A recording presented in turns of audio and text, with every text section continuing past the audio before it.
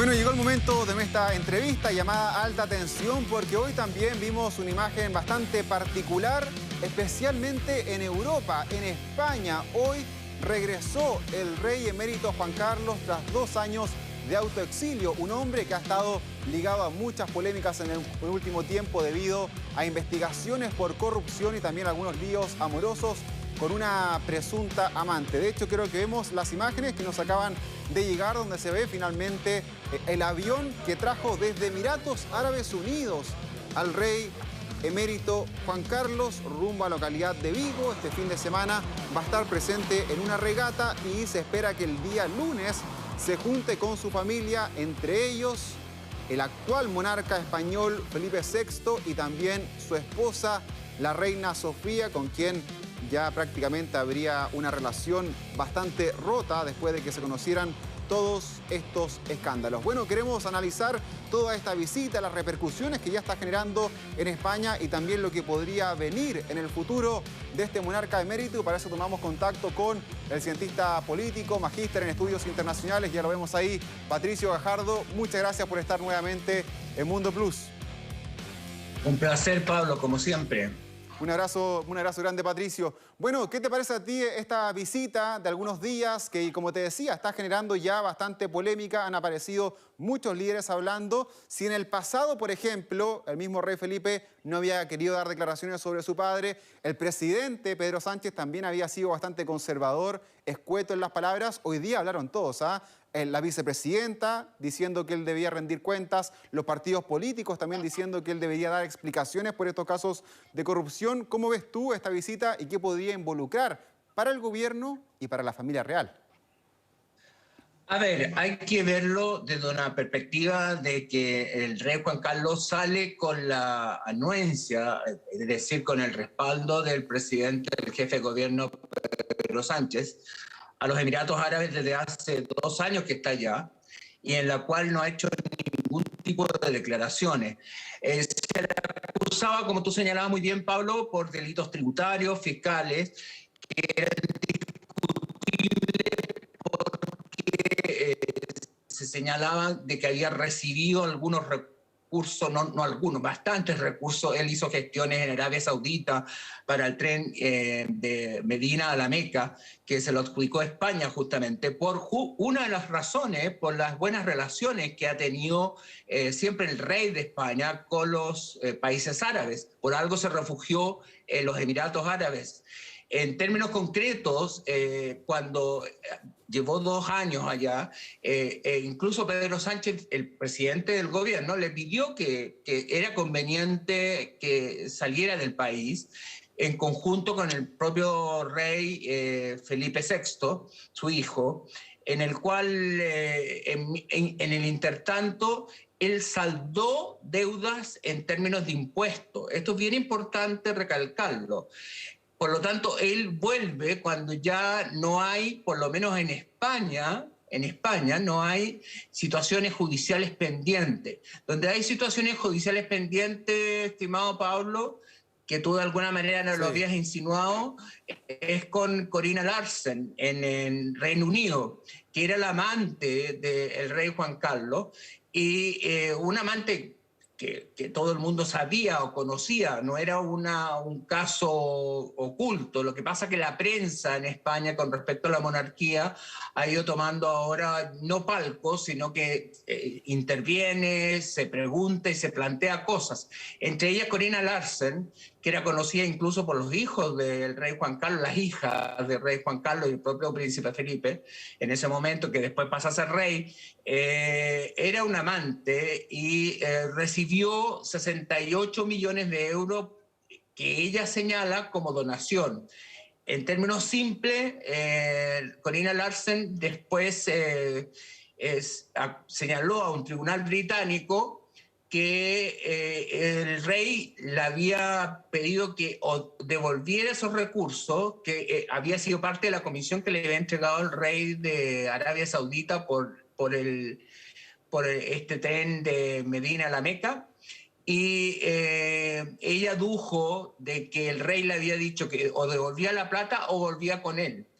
y un tribunal británico señaló de que esa situación era una situación de acoso. Por lo tanto, tiene una situación abierta pendiente, no en materia tributaria, porque en España se zanjó, sino que en materia con Corina Larsen en el Reino Unido. Exactamente, No bueno, sé todavía. si... Sí, no, claro, son todos los capítulos que tú has resumido de manera bastante importante, también con las investigaciones que han ocurrido, por ejemplo, en Suiza y otros países que también están manejando el tema de Corina Larsen, que también se están viendo en Reino Unido, es decir, se han involucrado varios países también en estas investigaciones. Un rey Juan Carlos que gozó de muy buena popularidad y aprobación. Recordemos que él fue muy importante en la etapa post-Franco de la dictadura en España. Fue un hombre clave. Sí, fue un hombre clave, ¿no? Clave.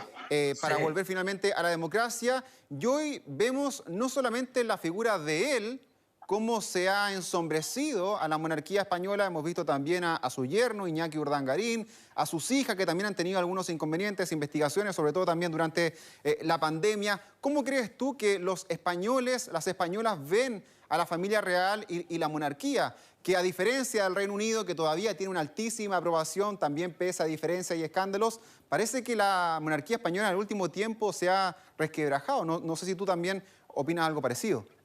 A ver, yo creo que en el momento culmine, cuando sucede este asunto de la cacería de elefantes, que justamente Corina Larsen es la que organiza esa cacería, y se publica esa famosa foto en la cual aparece el rey con un elefante y con un disparo, digamos, que había baleado un elefante, en un momento que España estaba viviendo una gran crisis económica. Entonces como que no se justificaba que un rey que había cumplido un rol muy fundamental en la transición. Hay que pensar que Franco, cuando muere el año 75, entrega el poder al rey como un poder absoluto, y él va a ser un líder fundamental en el proceso de transición hacia una nueva constitución, en la constitución de 1978, que es la que rige actualmente y que estableció una monarquía constitucional. Cuando viene esta caída de la imagen del rey es cuando se produce justamente la abdicación del rey. Exacto. Yo creo sometido por las presiones públicas, etcétera, y por la imagen de la monarquía que estaba decayendo. Súmale que además el yerno del rey también estuvo involucrado en una serie y estuvo sometido a juicio. Incluso la propia infanta Cristina también aparece sentada en un tribunal. Por lo tanto, hay una serie de cuestionamientos incluso al rol de la monarquía. Pero eso es claramente en los años 2014, 2013, que es cuando se produce este quiebre. Hoy día la monarquía está muy bien evaluada, es un factor de cohesión. Toda la crisis del año 2017, 2018 sobre la independencia de Cataluña fortalece el rol del rey Felipe VI, y si algo se ha caracterizado Felipe VI es de la transparencia en materia de recursos, el uso de los recursos, incluso publicó sus ingresos. Es bien interesante, Pablo, ¿Patricio? Que cuando... Perdón, estoy alargándome más. No, es bien interesante. Bien. Es que justo te quería consultar por ese tema, porque obviamente... Felipe VI, el hijo del rey Juan Carlos, actual monarca, ha querido dar esa imagen de transparencia después de todo lo que ha ocurrido en torno a su padre y a su familia. Como tú bien decías, la semana pasada fue cuando él publicó finalmente su lista de bienes y activos, señalando de que no tiene patrimonio en el extranjero, que tampoco es dueño de grandes cosas en España, pero por ejemplo también él renegó de la herencia de su padre y también le quitó las asignaciones del Estado que habían hacia el rey Juan Carlos. Es decir, él ha querido dar esta cierta señal. Se ha mantenido, eso sí, reservado, no ha hablado de este tema, pero tú evalúas positivamente entonces la imagen del actual monarca. O sea, ¿cuánto le pesa también todo lo que ha ocurrido a nivel familiar? Yo creo que fue un momento justo en que abdicó el rey Juan Carlos. Es decir, abdicó en el 2014, asume Felipe VI con una postura muy clara en que tenía que mantener una transparencia en todo el plano de ingresos, de quiénes eran la familia real también, Sí. e incluso las propias infantas, Elena y Cristina, incluso a Cristina, hubo momentos de tensión entre el rey Felipe y la infanta, en la cual se solicita que ella abandone la línea hereditaria hacia la monarquía, justamente por los líos con el yerno de Iñaki Urdangarín, que estuvo involucrado en una serie de actos ilícitos, que fue juzgado y de hecho se mantiene todavía preso con ciertas garantías. Pero la ley es igual para todos, y en ese sentido yo creo que la monarquía del rey Felipe VI, comparándola con el rey Juan Carlos, que era una monarquía casi sin cuestionamientos, nos encontramos con una monarquía mucho más moderna, más empoderada, y el porcentaje de apoyo a la monarquía hoy día en España es bastante alto, cercana al 60-70%. Hay divisiones entre el PSOE, que el presidente del gobierno pide mayor información, que debería traslucirla más el rey Juan Carlos, Unidos Podemos, que es claramente republicano, pero lo que es en general, incluso el propio PSOE se declara no monárquico, pero sí apoya a la monarquía y la gestión del rey Felipe VI, sin lugar a dudas. O sea, tú en el mediano plazo no ves posible de que finalmente la monarquía pudiese acabarse en España, ¿la ves como una institución que podría seguir por varias décadas más?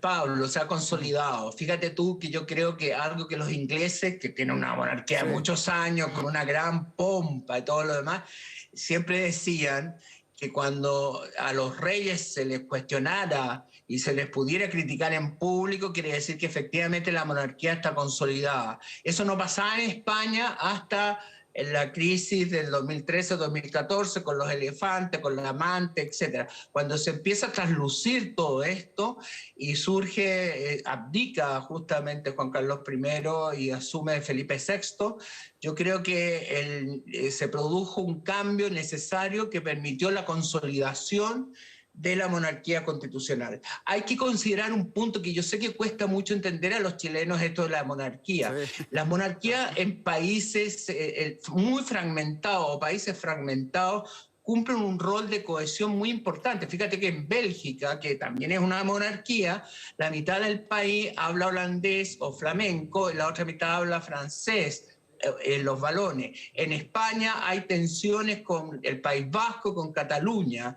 En Inglaterra, en Reino Unido, Escocia muchas veces ha buscado su independencia, e Irlanda del Norte también. Y las monarquías cumplen ese rol de cohesión, sin ser gobierno, porque el gobierno está en un sistema democrático, en el jefe de gobierno, el primer ministro, depende de qué país hablemos, pero le otorga un sentido de unidad nacional que es particularmente relevante y evidentemente cumple un rol político. Sí. No olvidemos que cuando se intenta declarar la independencia catalana en forma que transgrede la Constitución, el Felipe VI da un discurso que es muy memorable y que lo consolida, yo te diría, en el poder. Así que frente a tu pregunta, la monarquía en España como un factor importante de cohesión del país. Exactamente. Bien, Patricio, muchas gracias por tus palabras, por tu análisis. Vamos a estar viendo qué es lo que ocurre finalmente con el rey Juan Carlos y sobre todo ese día lunes, porque ese sería el día donde él va a visitar el Palacio de la Zarzuela y se juntaría con Felipe VI y también con su esposa. Así es. Nos vemos. Un abrazo grande, que esté muy bien. Un abrazo muy grande, Pablo. Como siempre, un gusto verte. Igualmente. Chao, chao.